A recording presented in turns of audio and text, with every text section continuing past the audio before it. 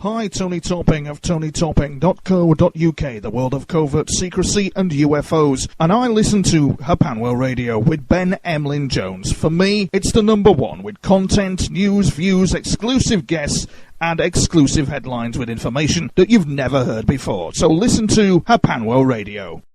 Wait for it, Tony. Yes, as you heard there, that was Tony himself, and he's coming on the show next. Yes, he's returning after quite a short break. He was on program 130, and he's back again because I want to debrief him. I want to know all about and talk all about what happened a few weeks ago at the High Wycombe Paranormal Group, where Tony and I met, and he's a very, very interesting live show. He's a broadcaster, he's a journalist, and he's a targeted individual. He researches his UFOs, paranormal espionage, mind control, conspiracy, and high strangeness. It's good to have him back on the show. I'm really looking forward to this. Stay where you're sitting, ladies and gentlemen. Do not touch your dials, because Tony Topping is up next.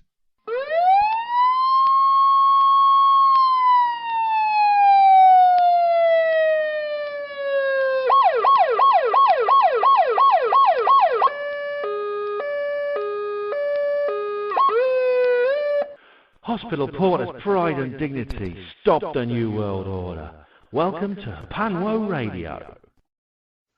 Well, ladies and gentlemen, listeners to the Hapanwell show on Hapanwell Radio, we have back a chap who's becoming a regular guest because he was on quite recently, but I did want to get him back again because he has something very interesting to say, and I went to ask you to a live presentation of his, and we'll talk about that in this program. But we have none other than your friend and my friend Tony Topping. Hello, Tony. Oh, hello, Ben. Nice to be back.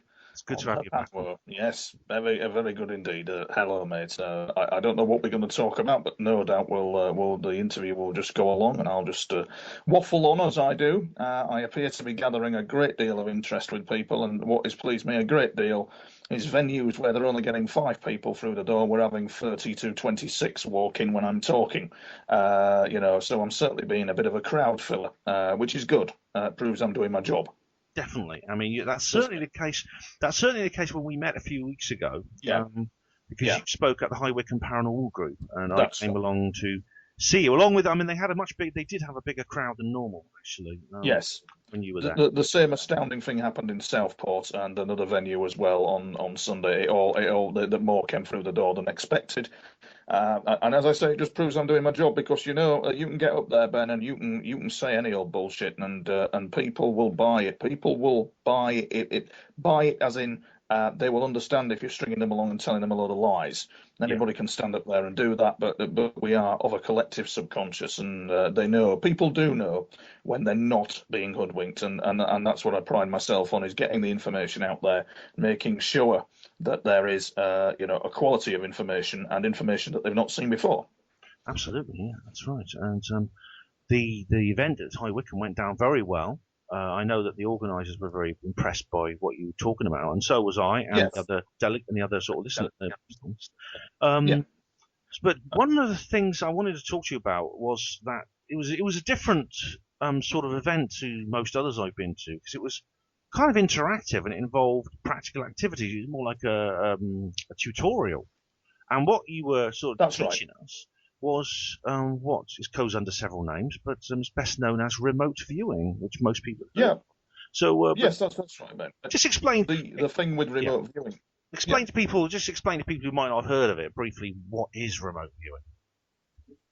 Well, in simple terms, remote viewing in the most simplest terms, if just imagine I had a book on your desk and I said, Ben, close your eyes, tell me what is in that book.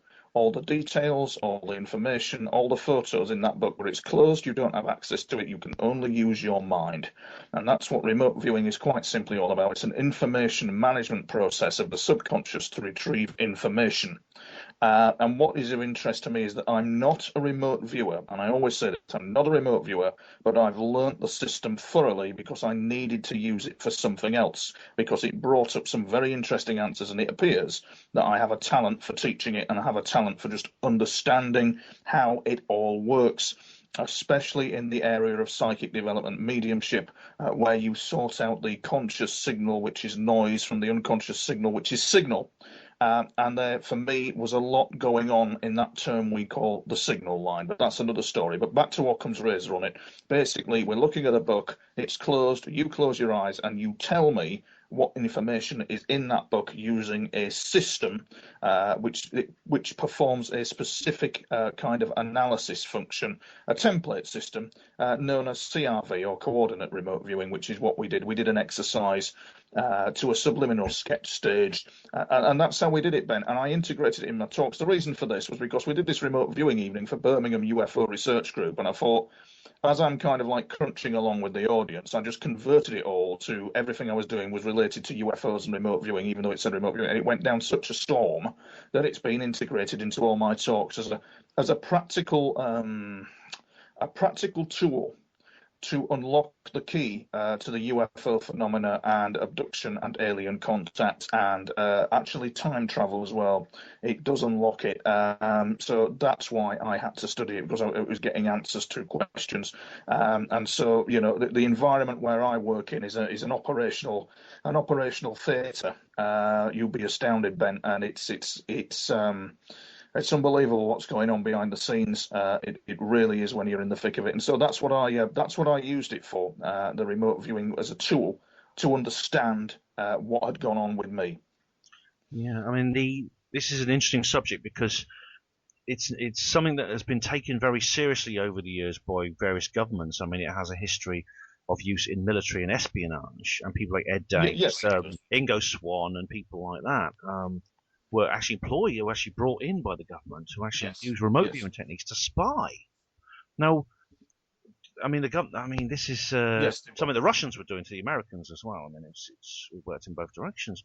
This is the thing. The thing with it is that my experiences are so extreme in terms of the paranormal that my work, my research, and where it all led to all this came to the attention of Joseph McMonigle, one of the U.S. military's top remote viewers, and it came to the attention because my experiences are known as exceptional human experiences in terms of the paranormal. I've had extreme paranormal experiences since childhood.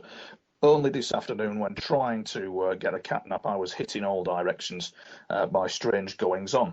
That is because you're targeted, Ben, not because you're weak, but because you're powerful, and you're targeted because you either speak for cosmos or you speak for chaos. If we were to look at the esoteric mystery school angle of it, and I do another talk as well, which is about the mystery school, where I convert the venue into a mystery school, which is another interactive thing, and people are.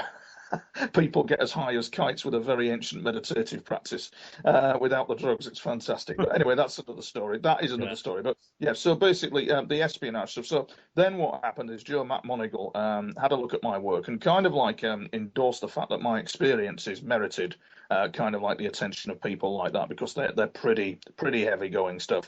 And as a result of that, he put me in contact with the guy who was the head of his opposite unit in Russia.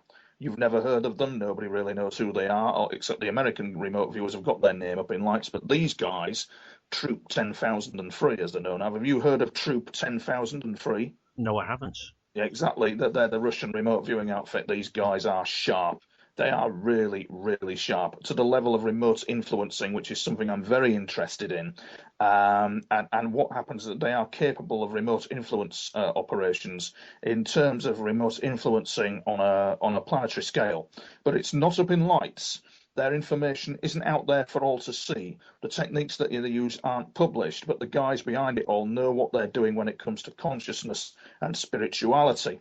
And for me, Ben, I think they sum it up very nicely in my situation, where currently I'm in a state of utter depression and utter despair, even though I don't sound it, because of all that's happened to me. I'm targeted, and it's pretty bloody nasty. To all intents and purposes, though, it's known as not what you know, but what we can prove. So we can prove that there is, perhaps we can prove that I'm this, perhaps we can prove that I'm that, when in fact we know that it really went on and what I'm saying really happened. And so, so that's why I looked at remote viewing. And these guys, they came up with a very nice kind of analysis of people like myself when they said that some of us, we are operating on, if we were a stool, we'd have 4 legs, Ben. The 4th leg has been taken away, we're standing on 3, and some of us are just barely balancing on 2 legs at the moment. And that's what it's about for the targeted contactee experience. So when they get hit by these forces of chaos and forces of cosmos, and they're in the thick of it due to the unique dynamic of extraterrestrial contact. And it is a unique situation to be in. It really is. And that's how it all kind of kicks off. And these guys in Russia came up with a concept called new cosmology. They came up with this whole cosmological understanding of the cosmos. Even the head of their, Joseph McMonagle's equivalent, a guy called Alexei Yusavin, he used a specialist unit to have contact with UFOs and had quality control there, and spoke to the Russian media about it as well. And the Russian media did not ridicule him. Can you imagine a military general going on UK media, former chief of staff, and talking about UFOs? He'd be absolutely ridiculed. But you see, not only that, what is interesting to note is there's an element of this, the Russia-Ukraine issue, where what you don't know, Ben, and what a lot of listeners don't know, is that the CIA partly funded Russia's remote viewing research. And not a lot of people know that one, but they did. Was this during the Cold War, during the Soviet era? Yes, it was. They partly funded it. Right, you see, to keep it quiet. Yeah. That's how they all know each other. They all know each other. These guys, they don't mess about. These guys and girls do not mess about. And the CIA put about $2 million their way because obviously the Russians were onto something. Well, Tony, we've got to get this in for the listeners, because people are now going to say, well, hang on a minute, they were fighting the Cold War against each other. But behind the scenes, it's always very different, isn't it? Behind the scenes, it is always very different, because one element is fighting the Cold War, but the other element is working with secrecy hand in hand. They're a part of the same side. But at the moment, NATO, expanding eastwards towards Russia, wants a war. It can't help itself. It just cannot help wanting a war. They want a war for some reason. There are ulterior forces out there that both these governments are all aware of that are propelling Europe and Russia towards conflict. Although I don't think the conflict will come from Russia, I think it will come from the area of the South China Sea area, is where the flashpoint really is. And so that's basically, Ben, I studied remote viewing as a key to understand what was going on with me. And my God, did I get some answers from it. I understood then why I'd had these journals from 2001 up to the present, and it's got all kinds of information in it. None of it appears to make any sense at all, but then it wouldn't make any sense at all because it's not using local time. The interactions that were happening were not in local time, they were in another time frame. What you've got is a period of history further down the timeline bleeding into our current timeline, and it's quite a thing to take in. But it made me understand that interactions were happening not just at an astral level or a dimensional level, but at a continuum level, in like something out of the film Inception. And it's the mind control technology has radically come on in leaps and bounds to a level where that ideology is delivered electronically and remotely. The disgusting ideology behind MK Ultra and all the other programs that they did. That ideology, can you imagine it, Ben, now electronically delivered to you, to your mind, to the epicenter of your subconscious? It's absolutely awful, and it is absolutely god awful. I mean, I saw Dr. Robert Duncan live a few days ago, and he's one of the people who's been researching this. And he said as much. I mean, he's quite straight-laced. He's not as radical as you and I.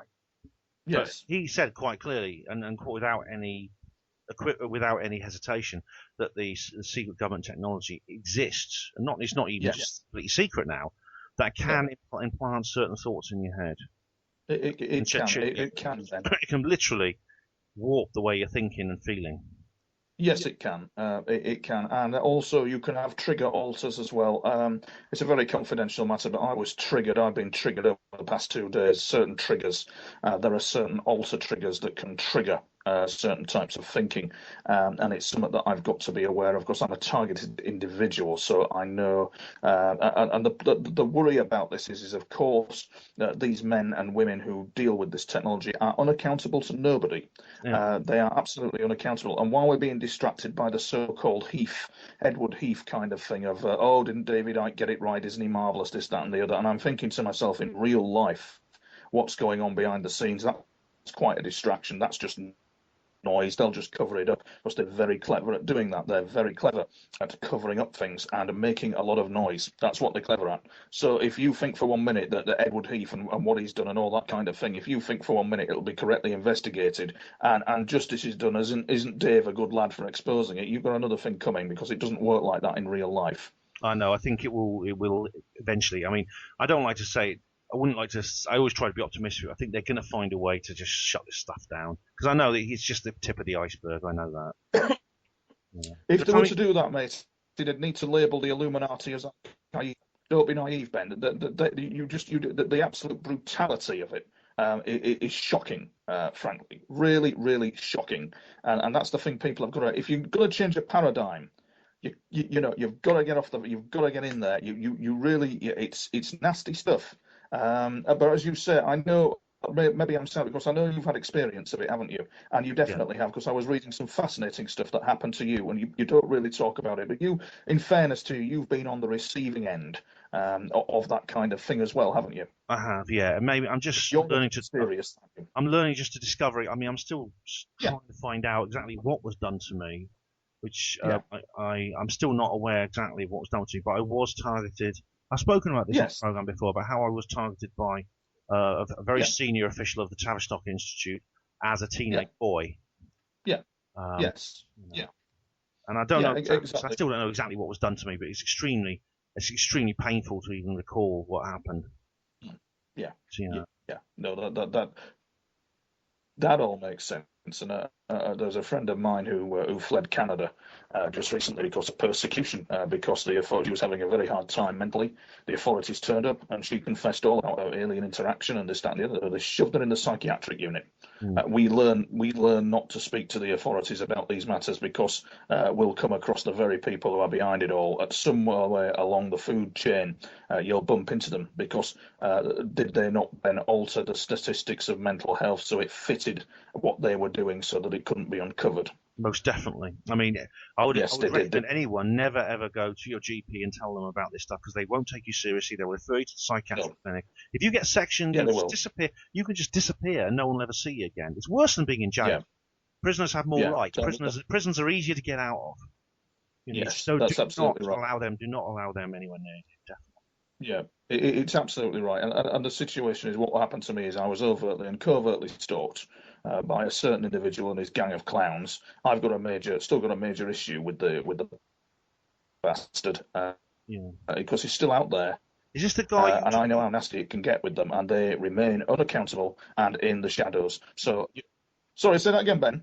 Is this the guy you saw in the pub who was standing by the pillar in the pub, and you had as a photo? Yes, that's it. Yeah. He's one of the guys. Yeah, he's definitely. And then there's somebody else as well. But he's one of the main guys who instigated this horrendous mind control, probably from a facility that is probably probably located in the UK. He had vehicle keys, he had money, he had everything. So he was a functioning bloke.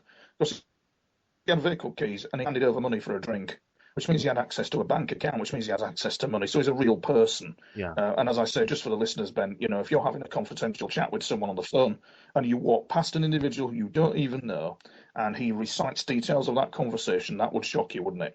Yeah, definitely. Absolutely. The man is and still is an absolute wanker as far as I'm concerned. And he targeted me and he knows it. And not only that, it's not what you know, it's what you can prove. We can prove it didn't happen. We can prove this is all delusion. Tony, you're breaking up. But the apparatus and the secrecy apparatus has gone absent without leave. And Snowden, I'm getting angry, Ben, sorry, but Snowden exposed the Echelon stuff, didn't he? Snowden, he exposed the Echelon stuff and the state surveillance going on there. But there's just something a bit more sinister beyond it that is involved with the human mind and is escalating on biblical proportions upon us. And it's nasty stuff, really, really nasty stuff. And it gets me very angry indeed. Understandably. Well, I mean, I'm sure I'll join with all listeners in wishing you all the best and hoping you're going to feel better soon. Very much so, Tony. But I was just wondering talk about Snowden. I mean, have you heard that he might have been compromised? Tony?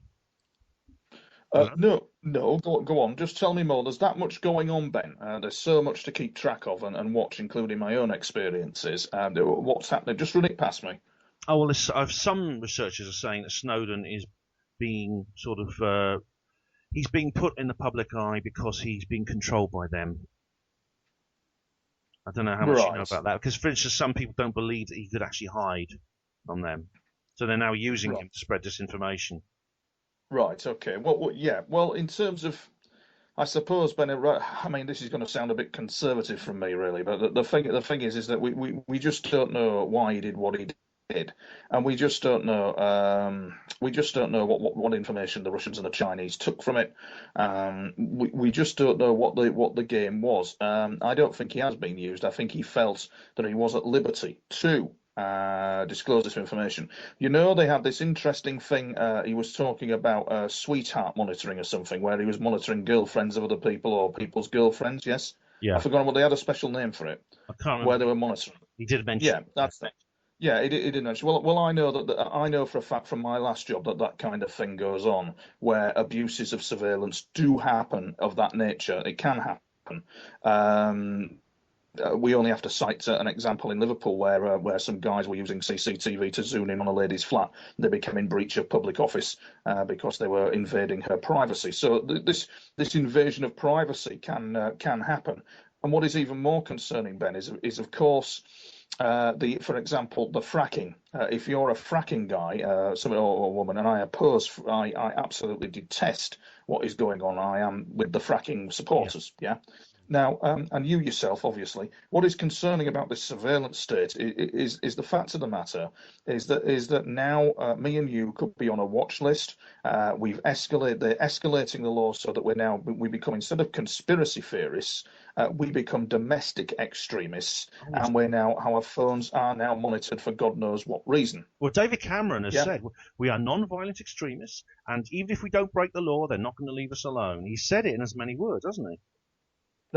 He did say that, but he talks utter bollocks, because I tell you for why, Ben. Because I know people in the police, or I've known people in the police, and the person who was in the police was telling me a few untruths, confidential. I can't say what it was about, but basically, in a nutshell, where does he get the resources from to do that? Where's he going to get the resources from to police you or police me? Where indeed, where are they going to get the resources from? And what would be interesting is if for example, an incident happens where one of us researchers is persecuted, I would class it as a misfeasance in a public office, because there is a misfeasant component, a mischievous component as to why such people would turn up on our doorstep, because we're not in a vexatious situation. We're not escalating any violence. We're not promoting violence. I utterly detest it. I even cringe at the protests that I see sometimes, when I'm a bit timid like that. But it's the people like us who are trying to get the truth out there that will be classed that will be persecuted. Yeah. And it starts with, let's say, it starts with you or it starts with me, but then it mission creeps onto the guy who's protesting about his pension rights, who works at a hospital. It mission creeps into the union workers who are protesting about their rights. It mission creeps into the private sector workers who are trying to protect their pensions. This mission creep, nobody knows where it's going, and the police have not got the resources to actually follow it all up either. It's insane. It's just insane what Mr. Cameron's come out with, and I just get very angry about what I see, Ben, because this Certainly. country is in like a deliberate decline. Yeah. And it's very disturbing to see these situations occur, because you cannot help but think, and you really can't, from my point of view, that mind control is happening at a level. This is Well, this is where mind control comes in, I think. it is where mind control comes in, and there's some dastardly going where, Ben, where the loons, where the conspiracy nuts, where this, where that, and yet we're the people who've come across, who've had to battle and have come across full on something that isn't right. It is just not right behind the scenes. And I know during my 15 years of targeting, and I've said this in public, where they have, so I believe, targeted me for a child.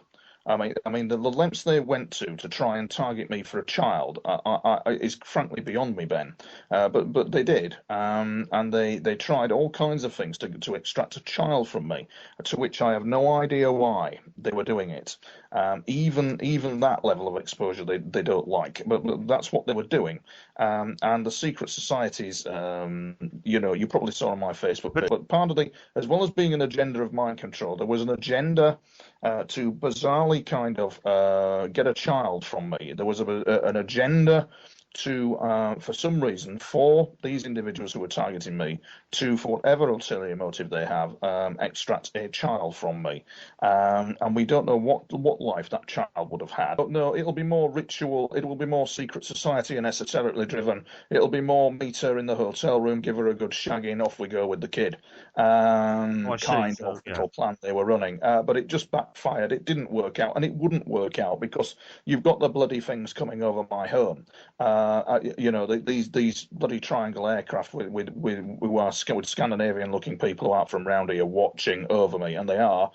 If it wasn't for them, Ben, I'd be in a worse state than bloody Russia, because I think they, odd as it may seem, you wouldn't believe that these Nordic-type ETs have saved my life, because they have, because I was close to insanity's doorway with it all, and I'm still on two legs at the moment, balancing on two legs at the moment.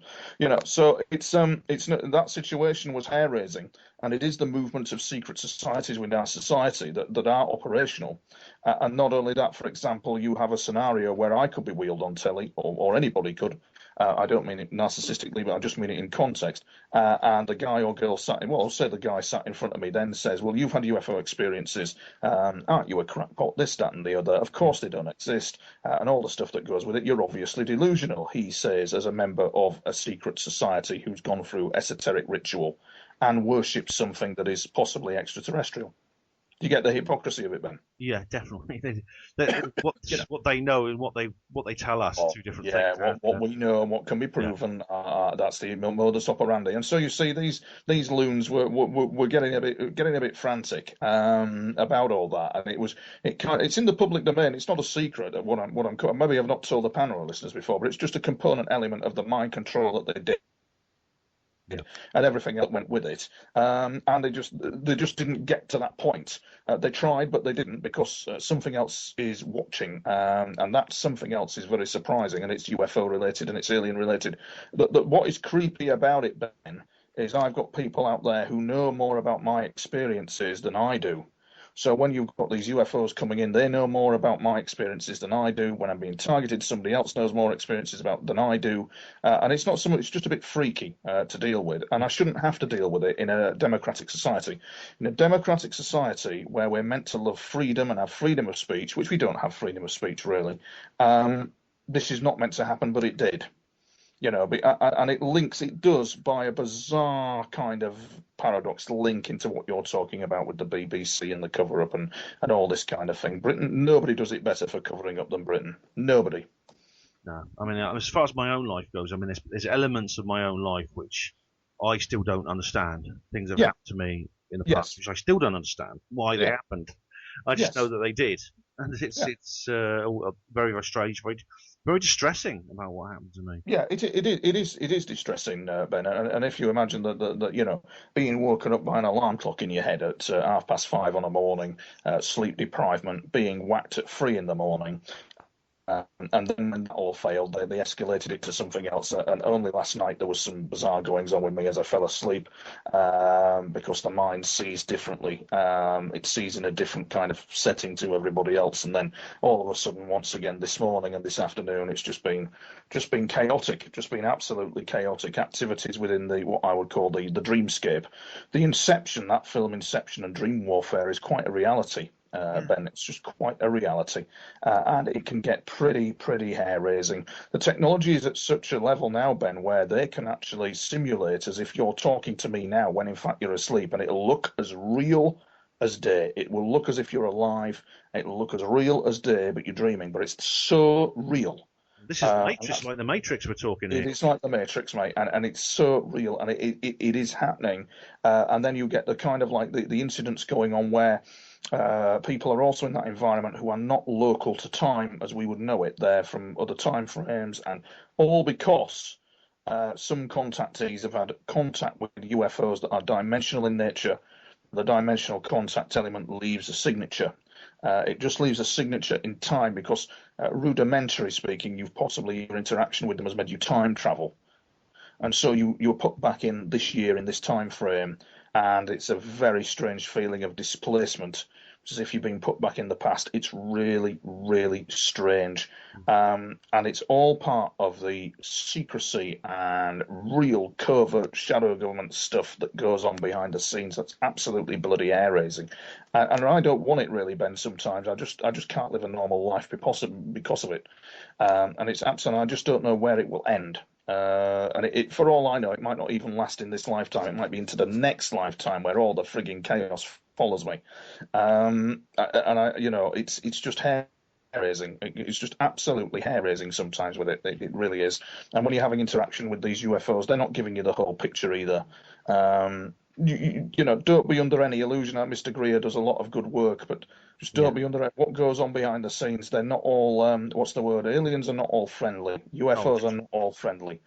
And if the governments of this world, the American government probably being the biggest player, they were sat in front of these aliens. Obama was sat in front of these aliens. He'd be out of his depth with some of them because their scientific knowledge, their understanding, but the ethics of them is troubling, Ben. The real ethics of them is troubling because they're military polarized. They're polarized military. I know it sounds odd to say, but they do have military. These aliens, they have, they have air force. Couldn't these UFOs coming over a part of air force of another alien nation or another star nation? Or well, people have yeah. encountered these things. I mean, including pilots, military pilots, and there's talk of these craft seem perfectly capable of defending themselves against anything we have. Yes. And they do. Yes. And sometimes they will attack as well, and they'll do a lot of damage. Yes. Yes, yeah, that's absolutely right. The thing with it, Ben, of course, is that they I know with the last incident that happened to me when they came in over the house when I was asleep having an afternoon nap and announced their presence, and I knew that they'd come over the house. There was this whooshing noise over the house, and I was fast asleep, but I knew it was them. And they I don't know whether I've discussed this with you on a panel, but basically it was definitely them, and they were definitely announcing that they were here, and it was just like they'd come to say hello. But as I said to the Tynemouth UFO group on Sunday, what were they doing really? They presented me with one thing. They said that they didn't say anything specifically. It was all imagery. There was under no doubt that they were over the house and it was them, and they were being cloaked and they were respectful of airspace. I got the impression that they were very respectful. They were in another country's airspace and they were just tootling along, having a little observation. But what were they doing really? Do you get me drift, Ben? Yeah, I mean, it's not always possible to sort of fathom their motives and their agendas. No. But there seems to be a wide. There's many different species. They seem to have they exhibit a very wide variety of behaviour. They do. The guy I see, Ben, for example, and this is absolutely sodding hilarious because I find it funny, but the guy I see, I've been targeted by loons. I've had everything thrown at me, and the guy I see, this Scandinavian-looking guy who ain't from round here, is about 30 years of age. Looks to be a scientific sort of guy. We'll just casually turn up, say hello, ask how I am, go on his way again, come back, do something else, disappear again. Just keeps checking in, checking out. And it's absolutely hysterically funny considering that the world is tearing itself apart and we're in denial. And we're in denial that we are alone in the universe. And I just find it darkly comical. And the fact of the matter is that during this liaison, they have said to me that you will not understand our science, they've said. They've made that clear. I will not understand their science, but I will understand their spiritual beliefs, journey, and philosophy. And they're quite tribal, Ben. I bullshit you not. They're quite a tribal lot. They have this element of collective about them, which they probably would do if they're like a collective in some way rather than a conscious, like humans are very independent, aren't they? But these guys, I don't know. I just don't quite know how it all fits together, but I just find it funny that they just turn up, go on their way again, as if they're just coming to say hello. And believe me, Ben, I've got my fair share of problems, mate, but this is really going on. I suppose the question then is it exotic technology?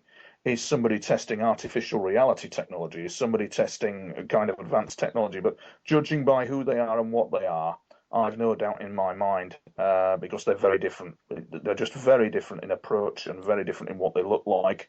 And they've flown over the house a couple of times. and they tell me that I'm going to film them again. So I don't know. Look, that will be the proof in the pudding, Ben, if I get them on camera again to come and say hello. Oh yeah, well, obviously you keep an eye on that. Keep an eye on your YouTube channel, and we'll give out your links at the end of the interview. Yeah. And I want to come back to that subject, but if I could change course slightly, can we go back to remote viewing? Yeah, go on, mate, yeah. Now, Joe McMoneagle, these are names that some people might have heard of. There's others. There's various Ingo people. Swan, Ingo Swan is another. David Ed Morris, Dames. Paul Smith, Ed Dames, Colonel John Alexander. Colonel John. Don't mention that name to me, but yeah, him. Him. And a few others. And they all did the remote viewing program. That's right. Yeah. Colonel John Alexander, of course, has also been involved in the agenda to do with free energy, and he was sort of like he worked alongside, as I put that in quotes, John Hutchison. He spent 4 months with John Hutchison, and all hell broke loose then. But no, the thing about he spent a lot of time with John Hutchison. That's I'm going off topic, I'm going off a tangent a little bit, but he's certainly not someone to be trusted. And I do question the UFO conferences that sort of like give that bloke an unchallenged platform. But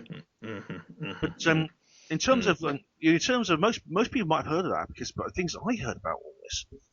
Well, I've heard about it from several different sources, but of course, John Ronson's "The Men Who Stare at Goats" is probably the most popular piece of information. I mean, I know very well reading that he just barely scratched the surface. Yes. But what do you think of Ronson? What do you think he's doing, and what do you think that book's all about? And the film, there's several different. There's the documentary and of course the Hollywood feature film. But what's that all about?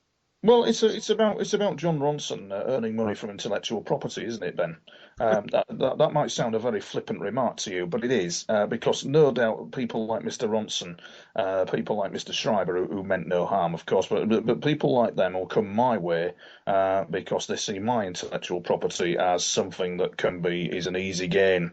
They can make some of it, they can ridicule it, they can make money on it, and he's made money on it. And I believe with Mr. Ronson, there's no other motivation other than to, he will have made a considerable sum of money on that. In ridicule that what happened to these guys, the Men Who Stare at Goats, and what happened to the remote viewing units are an entirely different thing altogether. They were under real pressure. One of them was meant to be assassinated by the KGB because he was Pat Price. He was that good.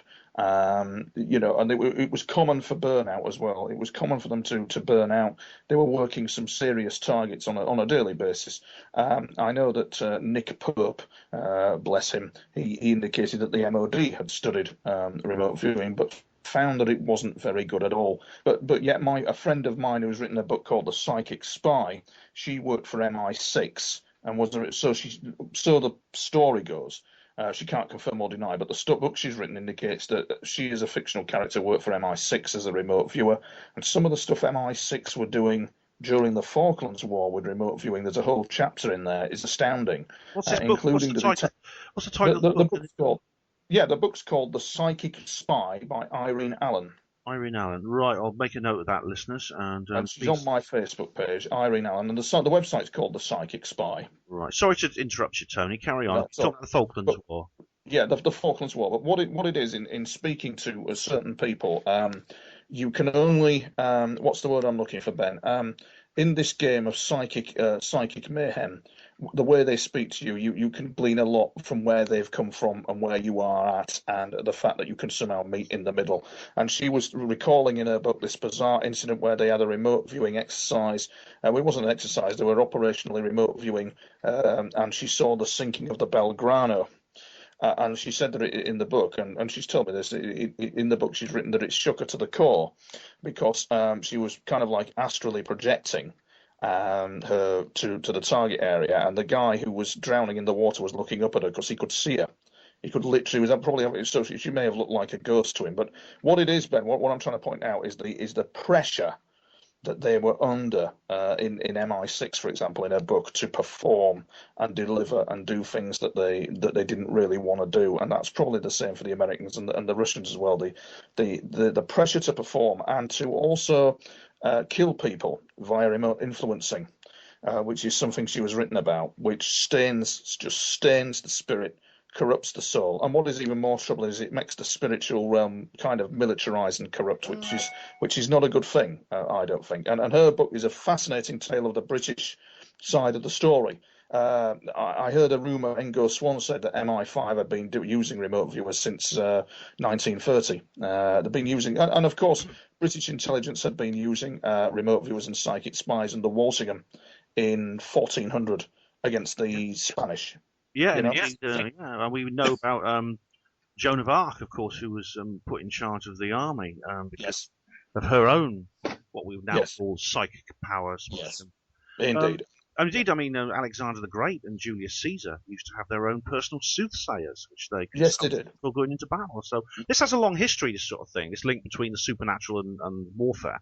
It is. It is. It does have a long history, and it is linked with that. And then you've got the next level where you've got like an environment that's kind of like you've got the spiritual level of the human existence, but then you've got kind of like going up another click, up another notch. You've got a whole environment where the UFOs are and the ETs are in their own little world, in their own little kind of dreamscape world, and it interacts with ours.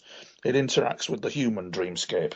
So Tony. This is way what we're talking about here is way beyond stopping the heart of the goat by staring at it. It's way beyond that, mate. The deep black component would have been of remote viewing would probably be in 1950 where they did MK Often, and MK Often was the precursor to the remote viewing program. And that MK Often we do not reach our goals, often we do, and that was the psychic warfare program to contact dead CIA agents to try and extract information. They used fortune tellers and all that kind of thing. But actually, and I do believe this is correct, actually, they were actually forming an agency called the Collins Elite, who were looking at the interaction of something called non-human entities. I've heard Nick Redfern talk about that. And it's an amazing piece of work. Yeah. He'll hopefully be a future guest. I'm planning to get Nick Redfern on the show as soon as possible. You want to do? He wrote the most underrated book in UFOlogy, which was called Final Events, which explained the work of the Collins Elite, who were understanding that UFOs were demonic. And in fact, that what they twigged on was the fact that a guy called Jack Parsons, they'd cleverly detected that Jack Parsons and indeed a few others had been doing occult ritual and caused them all kinds of problems. It caused a rip in space-time, which is where it's all happening, and caused the UFOs to come in, and there was all kinds of mayhem. And that they'd accurately twigged that was what was happening, which is quite clever. And that is what's happening to this day. I mean, Jack Parsons was a good friend of Aleister Crowley. In fact, he was indeed. And what the Collins Elite had twigged. The Collins Elite, there's MJ12, and then there was the Collins Elite who was checking to see. There's an interesting reference in the final events to documents that are alleged from the Collins Elite, where you've got, for example, with Majestic, you've got magic ops, but there's a mysterious reference in the Collins Elite documentation. Nick's got a kind of like a document. Can't remember the ins and outs of it, but it refers to somebody called Loftus Burt, the code name of Loftus Burt, which is Loftus Burt. Yeah, Loftus Burt is of the opinion. Loftus Burt is this. It sounds like he's the head of the organisation, mysteriously, and according to Nick, they only had one paid-up English member of the Collins Elite. And the reason why they called it Collins Elite was because they were consulting vicars in the district of Collins, New York, to see is this kind of, is this not very pleasant? Are these UFOs demonic? Are they kind of like what they say in the Bible and this, that, and the other? And they're not really. It's one piece of a jigsaw. It is. It really, really is. And what's happened, Ben, is as I explained to you, I think at the Barges conference, what you've got is a scenario of some very ancient kind of force out there that's encamped within kind of the human subconscious collective, that manipulates world affairs, etc., etc., and it has to be treated with respect. It does have to be treated with a great deal of respect because it's evolving itself. It's smart. You don't play with that, and I've seen that firsthand during my experiences. And so most governments know, in terms of psychic warfare, that world events are manipulated. They do know, which is why I utterly dismay as to we heading down this road of war with China and war in Europe, which I hope will not happen. But on one timeline, there's a possibility that could. And so it's so serious, this work you do, Ben, and what I'm talking about is so very serious. And so there is probably still in the American shadow government today a Collins elite who will be analysing all this and looking at it as a military kind of. Russia did. I mean, Russia studied it as a military. They studied the work of the Illuminati and a few others. Good grief, it's on my YouTube channel, and I've forgotten the name of the general. It's on my YouTube channel, Ben. He's a very clever general, and he's talking strategically and militarily about the operations of these ancient secret societies on world affairs. Militarily speaking, a general, and he's a genius, and he was doing it all verbatim as well from the top of his head, how it was all pinned together, how it all started, this, that, and the other. And it's very worrying. It's very troubling. Very. I mean, Yeah. we're living in a world now where Russia is now being demonized.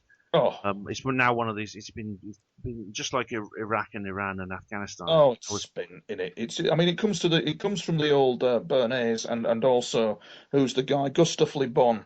Everybody thinks that Bernays was the father of public relations. In fact, it was Le Bon, a guy called Gustave Le Bon, who wrote something called, I think it was called The Crowd. Every dictator from Mussolini to Hitler has read that. I'm in the process of reading it. It's called The Crowd. But what happens is that Bernays came up with this, the father of public relations, came up with this brilliant concept of he fights for freedom and democracy in the American way. It was a PR spin thing that they did. Of course, yeah. And of course it is. A PR spin. And now we've got this fighting for freedom kind of spin. And it's nauseating because it's not fighting for freedom. It's all about resource grabbing. And just it's just where this is going down is shocking, and we're trying to be warned, Ben. I mean, the governments of this world are being warned, but still we continue on this track, and it's very worrying. Yeah, it is. I mean, at the moment, a war is already being waged against Russia. Wars can be fought in many ways, not just with guns and missiles. I mean, the crash in the price of oil at the moment is an attempt to sabotage Russia's economy. Yes, Several other things they've done. Indeed, so. But Russia's a very capable military intelligence machine, so it knows that there's an ulterior agenda. There'll be elements of the US government that know there's an ulterior agenda at play. What will happen is, as I've said, I mean, America funded part of its paranormal warfare program. So at one level, we're playing the game of, oh, aren't we enemies? Oh, isn't Russia the bad guy? But at another level, they'll be working hand in glove in secret liaison. So it's just ridiculous what is happening at the moment, and it really is. It was very disturbing, to see the US ambassador leading over the Russian ambassador at the UN, leaning over him very aggressively, and the Russian ambassador with his hands up in the air, looking in kind of like despair, as if to say, what the hell's got into her? Because obviously these agendas are at play. These subconscious forces, these dark forces are at work. And it just didn't look right. The whole picture that was shown just didn't look right. None of it looked right at all, as if mind control was at work at some level. Oh, I've no doubt about it at all. Yeah. It's just got. Now, what we want to do is, Tony, let's talk a little bit more, if it's all right with you, about what we did a few weeks ago at High Wycombe, because I'm very interested in that, and I want to maybe describe the process to the listeners in more detail. But you gave us some sheets of paper. We did. These are basically the tools of the remote viewer's trade, I believe. Yeah, they are. I mean, they don't have to. Mine. Yeah, they're part of the ideogram process, shall we just say? So what it was all about was basically, in a nutshell, how do we achieve the obtaining of information from a book that is closed, that we know nothing about, and we're going to close our eyes and try and describe mentally what is in that book accurately. Using this system, Pat Price in 1970, for example, accurately drew a gantry crane at a Russian submarine base. Joseph McMonigal accurately drew the latest Russian submarine that were being developed in the Cold War, which nobody knew about, but he detected it using the system which was known as scan by coordinate. So what we did is we used something called CRV, scan by coordinate. I gave you 4-figure reference numbers. You drew a little squiggly line, and there's more to that than meets the eye, because that's what I was looking at. That was the area my research was leading into, not the remote viewing element of it, but more what was going on with the subconscious. And then what would happen is the subconscious causes a 3-second window to open up to kind of like the universal mind. About 3-second window of time opens up within the drawing of that squiggle.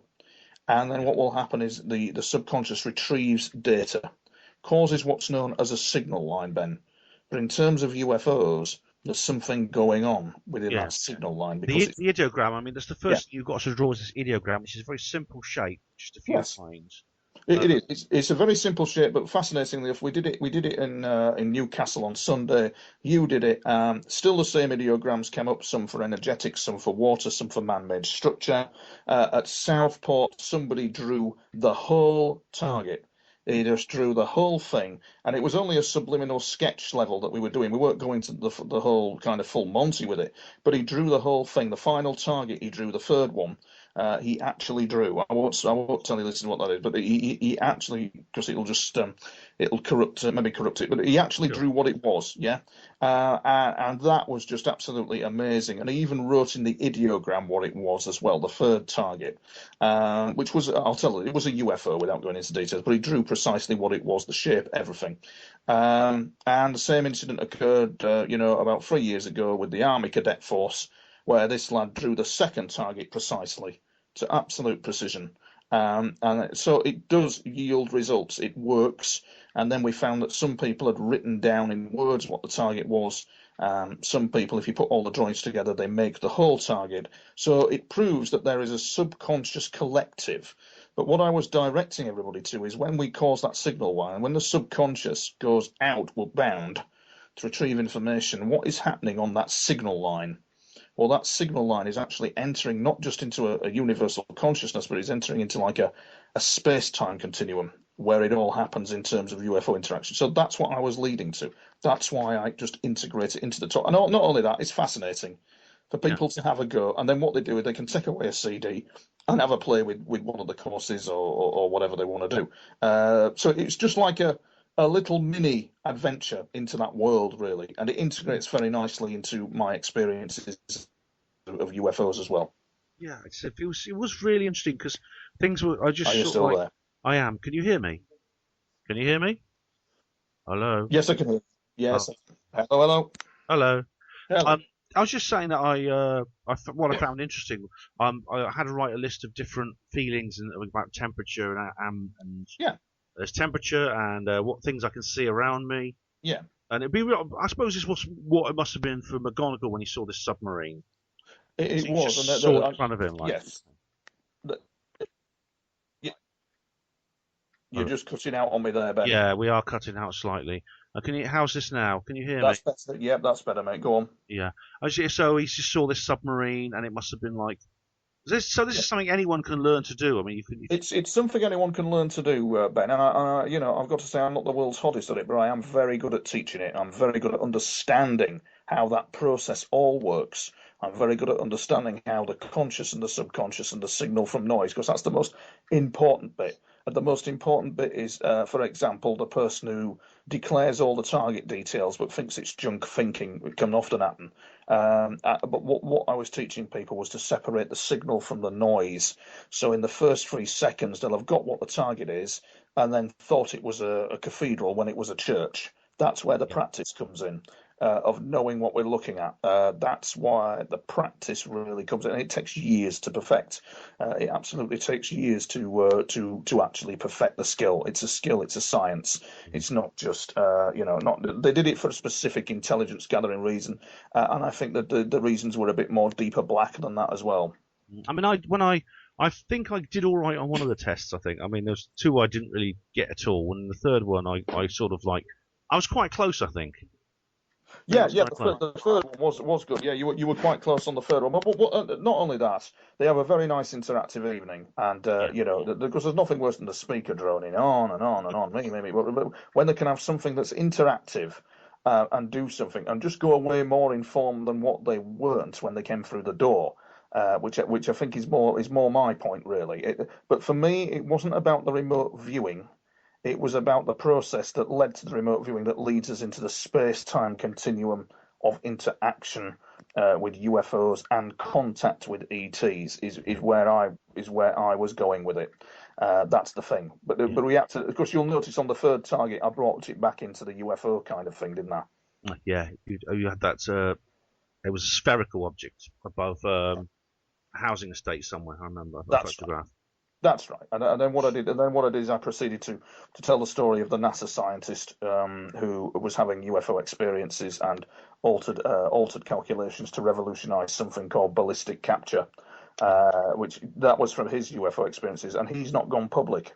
I mean, he's out there, he's a major player, but he has not gone public with what happened to him and his resulting help of the calculations that he did, which was very exciting. I was privileged to get an email from a member of his family, because they noted that obviously I'd had these extreme experiences, and they told me who he was.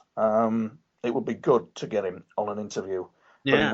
but he won't come forward, Macy, because his career, his professional credentials will be torn in tatters. I know, But that does happen to people. it does happen. Yeah, and he gave an anonymous interview to Whitley Strieber explaining it all. And when you look online, you discover that that's indeed what he was working on. And the scientific documents that he's done are absolutely unbelievable. And you can see now, you'll probably notice that the probe leading up to Pluto probably got there a bit quicker due to ballistic capture. And I would think ballistic capture.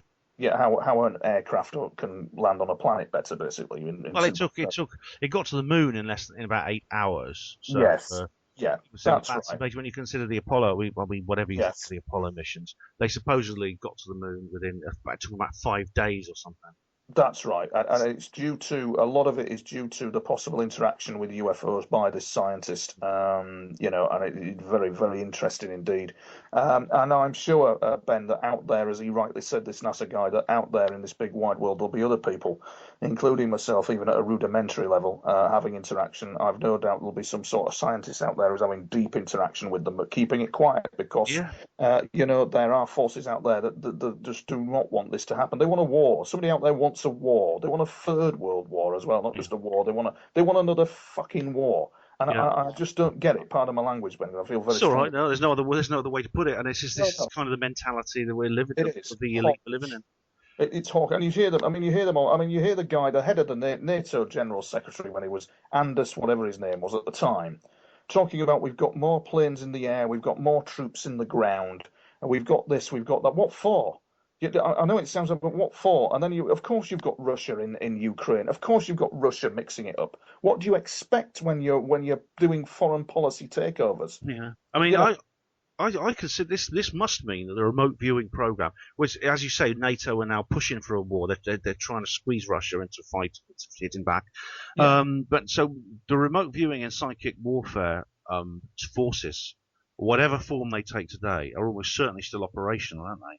Yeah, they will be. They will be. According to my friend who used to be in MI6, so she allegedly says that they are being used. And there's still a guy called out there. I'm going to do one of his courses called Gerald O'Donnell, who does the Academy of Remote Viewing, and he's being used by a number of foreign agencies. I'm not sure of his good, but it is going on, and Russia will definitely have what's known as eight ability or remote influencing.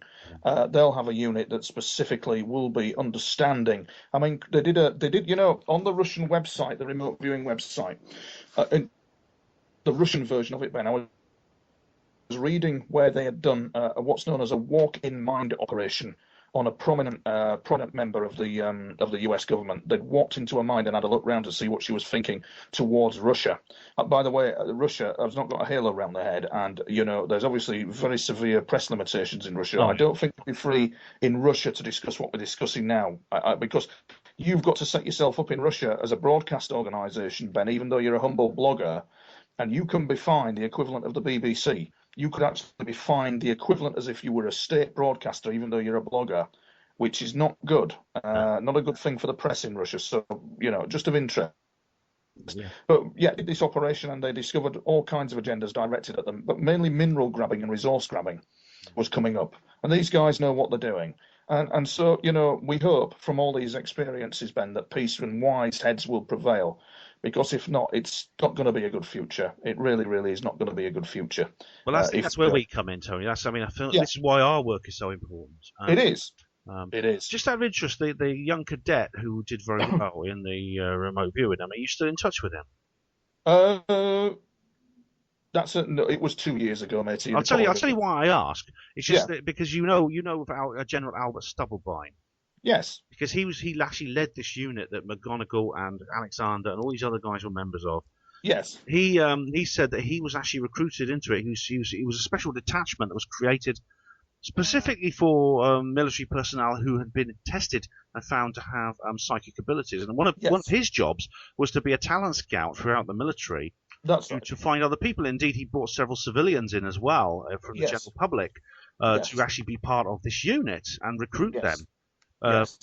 So I was thinking that this cadet might end up being spotted for his abilities by his commanding officers or by whichever unit is operating now within the forces. Yes, you just never know, because it will go on. But I think what the forces will be looking for nowadays would be people who are capable of mentally handling recovery of UFO, and people who are capable of mentally standing in front of something that isn't of this world and routinely conversing with them. That sounds like what Michael Salla... That really is a special... Yes. Do you know Michael Salla and what he talks about? Yes, indeed. Clifford Stone, special recovery teams who are capable of interaction with them as if walking down the street, as if, there's that famous story of the Special Boat Service as well, who, Special Boat Unit, who were trained to, there was that very famous story. Well, it's not famous, Ben, but that fascinating story of the guy on the London Underground, who was SBS, who was, a unit was asked to track some blonde-looking people on the Underground, so the rumour says. He said this round the campfire at a barbecue. He casually came out with it. He was with the SBA. I don't know why. The jury's out, Ben. I don't know whether I believe it or not, but we can safely say, I think, that the ET are among us. They are definitely among us. In Britain, America, they're there. They're among us, watching, just taking in our world, all that kind of thing. That is an element of it that is going on. Yeah, that's it. I mean, I've bet people I believe are a part of this. I wouldn't say publicly, but but I have bet people I believe are part of this, apart from somewhere else. Yes. So, we're coming to the end, Tony, but I do want to ask you about one more thing about John Ronson. I mean, Ronson. I don't believe that Ronson is a knowing disinformer. I think he's a useful idiot.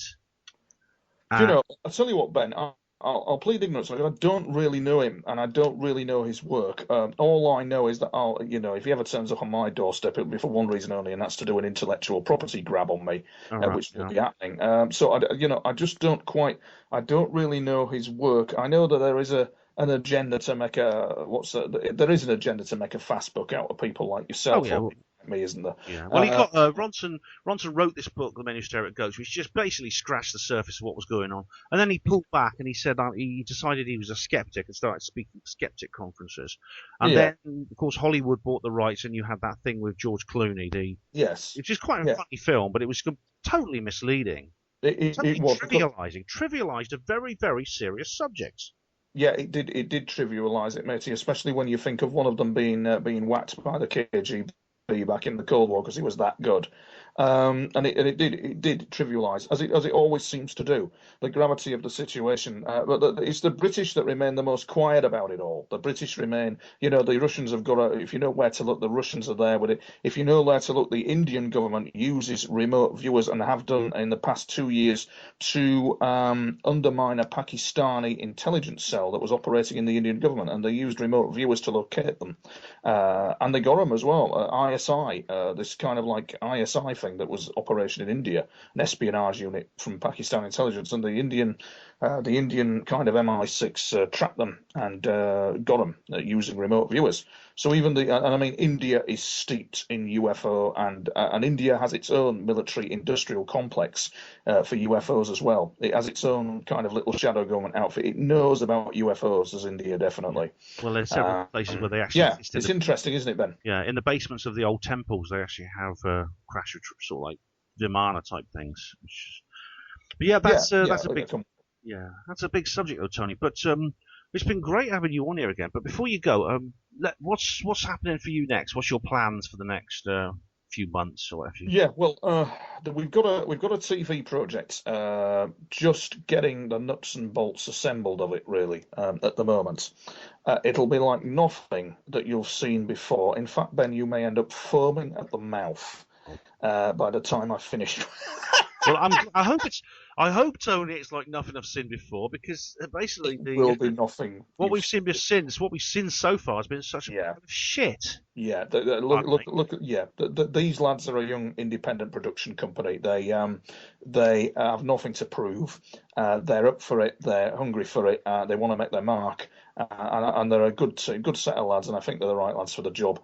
So we're getting moving with them. We're speaking to the broadcaster, and we're moving forward to the point where it'll become an operational project. Very, I think, in the next 5-6 weeks. I'm hoping. So, and then we'll probably commence work on it. But I won't tell you what it is, Ben, because it'll just spoil it for you, really. Hopefully, I'll look forward to seeing it. I really will. I hope it'll be astounding. I hope the end result will be astounding. I really do. I certainly hope it's considerably better than the way you've been portrayed in other documentaries in the past. I certainly hope it's not any worse. But yes, I do hope it'll be a significant improvement on previous productions, which we talked about before. I think you've just got to climb that ladder, Ben. I know on Sunday I was filming last Sunday in Chiswick, and the director asked me to just do something, and I said to him, no. And he looked at me and went, "Oh, okay." I went, "Yes, exactly." I said, Good. You know what I'm saying? You've got to know, mate. You've got to control your own media, haven't you, and all that kind of thing. But anyway, it's all part of the game, isn't it? All part of the game. Yeah. Well, so what's your website and YouTube channel? Yeah, the website's tonytopping.wordpress.com. All right, and you have a YouTube channel as well. Yeah, and the YouTube is Tony Ops UFO.